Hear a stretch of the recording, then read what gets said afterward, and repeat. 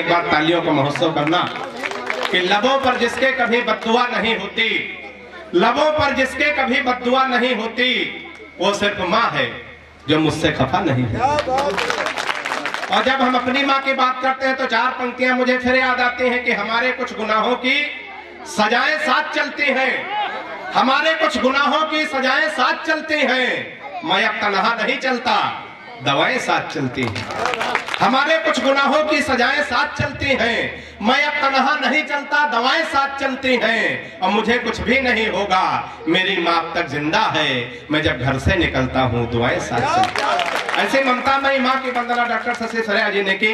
इधर कुछ लोग अभी खामोश है। प्रमुख जी, कवि सम्मेलन में 3 लोगों की जिम्मेदारी होती है। एक तो संचालक, जिसको आपने बौखल को संचालक बना रखा है, कोई गारंटी नहीं कवि सम्मेलन कहाँ जाए कहाँ न जाए। दूसरे ये कवि, तीसरे सबसे बड़ी जिम्मेदारी अंजनी भैया श्रोताओं की होती है। सबसे बड़ी जिम्मेदारी, अगर एक की भी जिम्मेदारी कम हो तो कभी सम्मेलन जमने वाला नहीं। अभी हम सूरतगंज से महादेवा की तरफ जब इधर बीच के रास्ते में आ रहे थे तो सड़क के किनारे एक आदमी गड्ढा खोद रहा था प्रमुख जी, दूसरा आदमी उसमें मिट्टी डाल रहा, फिर अगला आदमी गड्ढा खोदे, दूसरा मिट्टी डाले। हम रुक गए, हमने कहा भाई साहब कौन सा कार्यक्रम चल रहा? एक आदमी गड्ढा खोद रहा, दूसरा मिट्टी डाल रहा, मतलब कोई नहीं। उसने कहा तुम हो बौखल नहीं समझोगे, ये वन विभाग की तरफ से वृक्षारोपण का कार्यक्रम चल रहा। इसमें 3 लोगों की ड्यूटी लगाई गई थी। एक आदमी गड्ढा खोदेगा, दूसरा पेड़ रखेगा, तीसरा मिट्टी डालेगा। जो पेड़ रखने वाला है छुट्टी पर है, हम लोग अपना काम कर रहे हैं। तो आप तालियां बजा के आप पेड़ रखने वाले, अगर आप पेड़ नहीं रखे तो एक आदमी गड्ढा खोदेगा, दूसरा मिट्टी डालेगा, कभी सम्मेलन जमने वाला नहीं।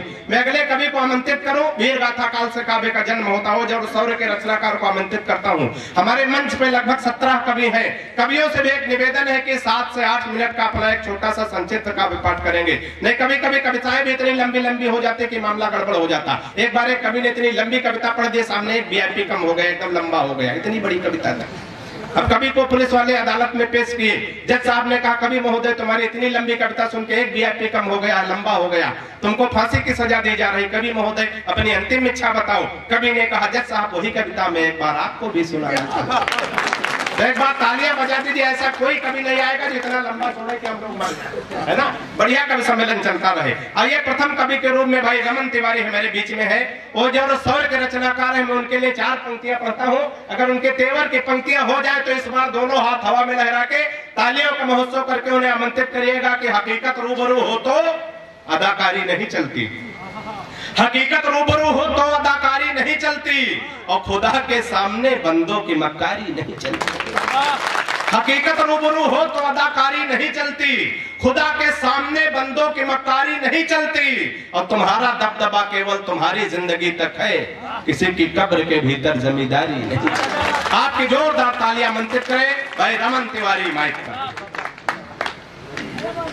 करता हूं और मंच पर उपस्थित सभी वरेण्य कवियों को प्रणाम करता हूं। आदरणीय ब्लॉक प्रमुख दादा के चरणों में सादर चरण स्पर्श करता हूं और 4 पंक्तियां उस शौर्य से इस शौर्य को जोड़ना चाहता हूं, जिस शौर्य के स्मृति दिवस के उपलक्ष्य में कार्यक्रम प्रस्तावित किया गया है और उसने केवल एक नारा अपनाया कि सर कटा सकते हैं लेकिन सर झुका सकते हैं।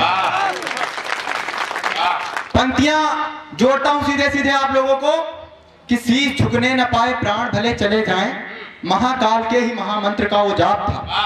शीश झुकने न पाए प्राण भले चले जाएं, महाकाल के ही महामंत्र का वो जाप था, और प्रण वीरता और त्याग के लिए रहे अडिग, प्रण वीरता और त्याग के लिए रहे अडिग, चंद्रमा सा तेज और दिनकर का ताप था, चेतक पे हो सवार करता था जब वो वार, शत्रुओं की छातियों पे रेंगता जो सांप था, और घूम घूम मर्दन कर काटता था गर्दन को, वो ही एक नाम महाराणा प्रताप था।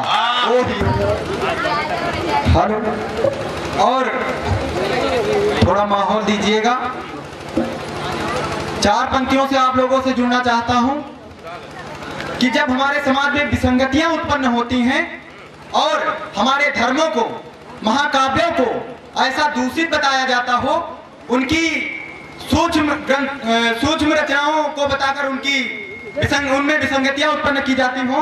दादा पढ़ता हूं, पंक्तियों से डायरेक्ट जोड़ता हूं कि साम दाम दंड भेद चारों से सही करेंगे, फिर भी न माने तो कफन में ही आओगे।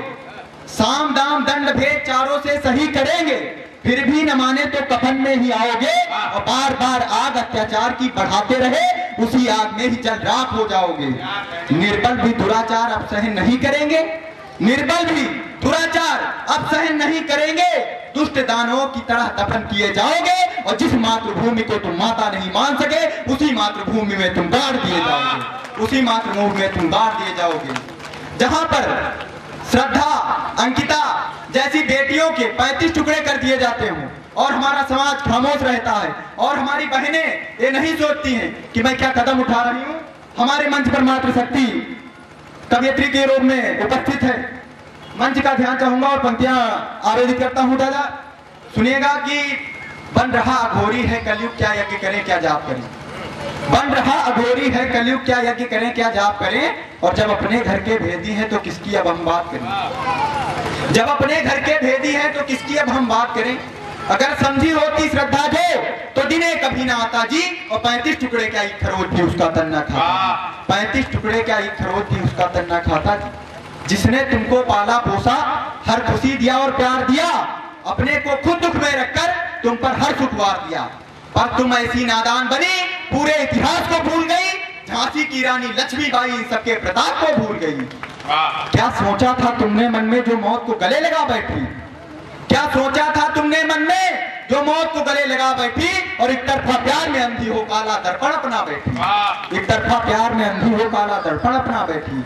और एक बार जागृत कर रहा हूं कि जागो भारत की बहनों, अब दुर्गा रूप अपना लो तुम, जागो भारत की बहनों, अब दुर्गा रूप अपना लो तुम, और वर्चस्व जगत का तुम में है, दुनिया को दिखला दो तुम। कर दुष्ट दुराचारी सोचे कि तुमको फिर बहलाएगा, इतना होने के बावजूद, कर दुष्ट दुराचारी सोचे कि तुमको फिर बहलाएगा, करंट मार रहे हैं।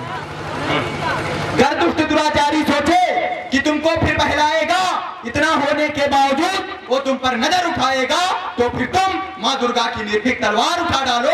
वो 35 करने की सोचे तुम उसके 70 कर डालो, वो 35 करने की सोचे हो तुम उसके 70 कर डालो।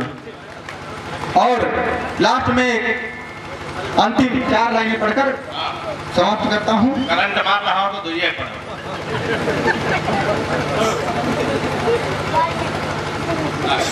मैं वो पढ़ता हूँ, वो क्या 4 पंक्तियां केवल पढ़ता हूँ दादा, फिर अपने कंठ को विराम देता हूँ कि काव्य गुणों का धर्मी है, यह कविता का भूषण है। काव्य गुणों का धर्मी है, यह कविता का भूषण है, मत कहना अब सब इसको यह केवल बस दूषण है। मत कहना अब सब इसको यह केवल बस दूषण है, और यह चेतन करता सकल जगत को और जगाता है, ओ धरा के सागर का नवरत्नी आभूषण है, ओ धरा के सागर का